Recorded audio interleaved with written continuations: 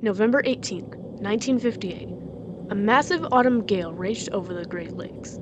On Lake Michigan, the 30-year-old boat carrier Carl D. Bradley was battling its way through the monstrous waves and driving winds. As the ship sailed through these harsh conditions, her hull plates were bending, while her rivets were popping as well. The crew of the Carl D. Bradley knew that it was inevitable that their ship would sink, but little did they know that out of the ship's 35 crew, only 2 of them would live to tell the tale. Before we continue, if you are a fan of this channel, I highly recommend that you check out the Top Impressive Line merch store. There, you will find t-shirts, hoodies, mugs, and much more to show off your support of this channel. Plus, we're adding more to the store all the time. Go check it out at top-impressive.creator-spring.com or use the link in the description. And now, back to the video. The story of the Carl D. Bradley begins all the way back in 1912 with the founding of the Bradley Transportation Company, which was a division of the U.S. Steel Corporation and was created to operate vessels that would carry limestone across lakes to steel mills. Most of the vessels in their fleet were based out of Rogers City, Michigan, which was close to the largest limestone quarry in the world at the time. In 1923, the keel of hull number 797 at the American Shipbuilding Company in Lorain, Ohio. This vessel would be the largest ship to ever navigate the Great Lakes at the time, and she would also be a self-unloader. She would be named the Carl D. Bradley, after the head of the Bradley Transportation at the time. She was launched on April 9, 1927, and sailed her maiden voyage on July 28. When she entered service, she was the longest vessel on the Great Lakes, measuring 639 feet or 195 meters in length, and came in at just over 10,000 gross registered tons. She had a capacity for 14,000 tons of stone and 12,000 tons of coal, and she had a crew of 35. Ironically, she was the second vessel to have the name.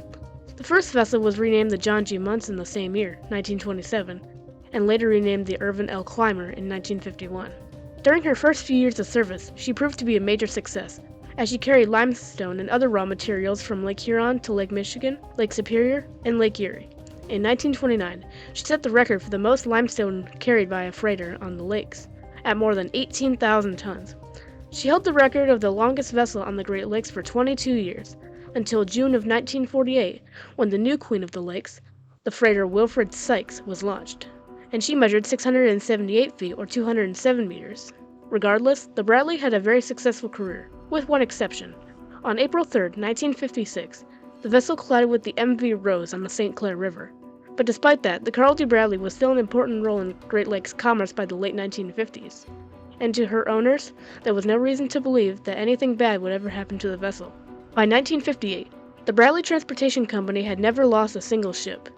And even as the Bradley was operating on 30 years of service, she was still considered by many to be the greatest ship navigating the area, especially since she was the company's flagship. But little did her owners know that behind her fresh coat of paint, the Bradley was, quote, held together with nothing but rust, according to her crew. And in the first half of 1958, the Bradley struck bottom several times. The Bradley had also undergone numerous inspections by the Coast Guard and Lloyd's Register, the final one occurring on October 30th of that year, in which she passed all of them. The Carl D. Bradley completed her last planned voyage of the 1958 season on November 17th, when she brought a cargo of crushed limestone to Gary, Indiana. Not long afterward, she departed Gary for Manitowoc, Wisconsin, where she would be laid up for the winter. But as fate would have it, while she was on her way to Manitowoc, Captain Roland Bryan of the Bradley received a call from U.S. Steel, which ordered that the ship sail to Calcite, Michigan to pick up a load of stone. The Bradley was one of the few in the Bradley Transportation fleet that was in service at the time, since the 1958 season had been a slow one, and the company did not let the opportunity go to waste. However, ever since the Bradley had left Gary, a massive November gale began building over the Great Lakes. Captain Bryan knew that while the conditions were rough, the vessel had battled similar conditions with little to no problems. By the evening of November 18, the Bradley rode smoothly through the storm, despite the 65-mile-per-hour winds and waves that broke over the deck, and the storm prompted little concern for the Bradley's crew. While the crew of the Bradley were on duty either scooping up loose rivets or down below deck, a loud bang was heard throughout the ship, followed by a huge vibration. The crew knew what had happened, and the alarm bell sounded. The crew raced to their cabins to grab their life jackets and immediately went up on deck. To their horror, they saw the stern of the vessel rising up and down in the waves, slowly getting pulled away from their side of the ship. The captain and the first mate ran out on deck to see what had happened. The Bradley had broken in two. Almost immediately, Captain Bryan ordered the engine stopped, and the first mate sent out a distress call on the ship's radio. Quote, "Mayday, mayday, mayday. This is the Carl D. Bradley. Our position is approximately 12 miles southwest of Gull Island. We are breaking into and sinking. Any ships in the vicinity, please come to our aid." At first, there was no response. The crew did their best to prepare the lifeboats, but the ship's 2 lifeboats were located in the stern. The first mate repeated the message several times on the radio, praying that someone would hear their distress call. Bradley's distress call was received by the WAD Marine radio station in Port Washington, Wisconsin.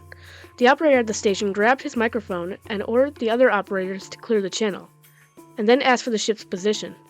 Then there was a response, quote, 12 miles southwest of Gull Island. He checked his map to see if there were any life-saving stations close to the Bradley, and there was none.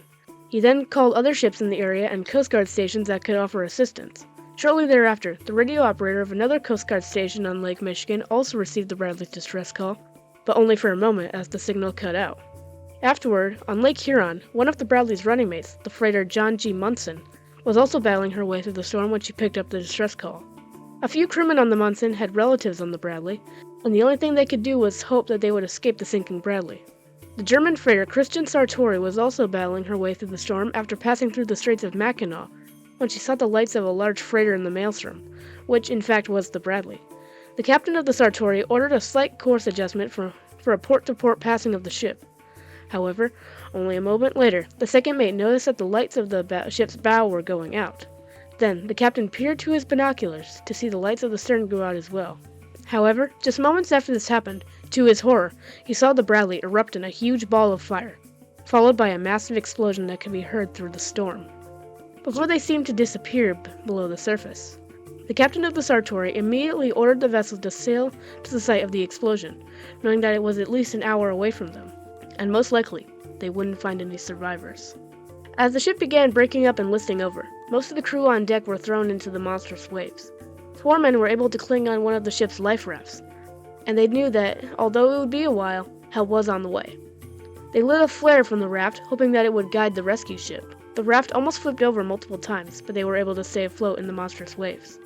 The crew of the Sartori lined the sides of the ship for survivors, but they ultimately found none, and the ship sailed away.